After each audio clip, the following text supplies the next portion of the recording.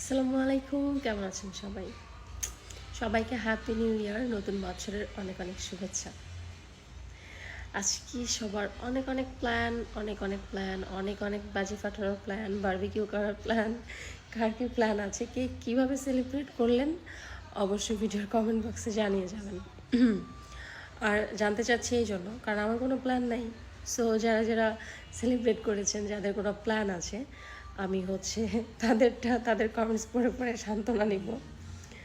আর ইচ্ছে করে আমার কোনো প্ল্যান নাই, কারণ 31st উপলক্ষে আমার কোনো প্ল্যান করা হয় নাই, আমার মন চায়নি যে 31st উপলক্ষে আমি কোনো প্ল্যান করি। আর নট অনলি 31st, যে কোনো ধরনের ওকেশনেই আমার মনে হয় যে কেন এই দিনেই এটা করতে হবে, এইভাবে এই দিন কেন সেলিব্রেট করতে হবে।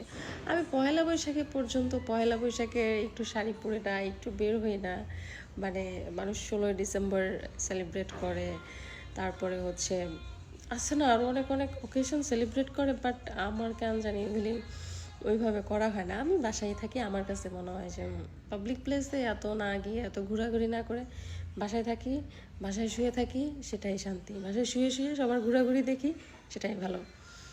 আর আমার একটা প্ল্যান ছিল, আনফর্চুনেটলি সেটা 31স্টের আগে হয়নি। ইনশাল্লাহ পরে হবে। আর 31st উপলক্ষে দেখছি সবাই অনেক অনেক ঘুরতেছে। আমাকে নিয়ে যদি আপনাদের কারো মনে রাগ ক্ষোভ থেকে থাকে, আমার প্রতি কোনো জেদ থেকে থাকে, তাহলে নতুন বছরে সেই সব কিছু ঝেড়ে ফেলে দেবেন। আমার জন্য অনেক অনেক দোয়া করবেন। আর ব্যক্তিগতভাবে আমারও কারোর প্রতি কোনো রাগ নাই, অভিযোগ নাই, আর ক্ষোভও নাই। যেটা আমার একটু যেটা থাকে সেটা হচ্ছে একটু আমার মনটা কেমন জানি একটু প্রতিশোধ পরায়ণ, এটা একটু থেকে যায়।